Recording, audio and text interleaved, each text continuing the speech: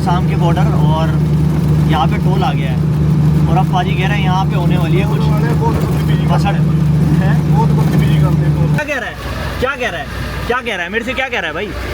मैंने कुछ कहा है तो मेरे से क्यों बज रहा है भाई?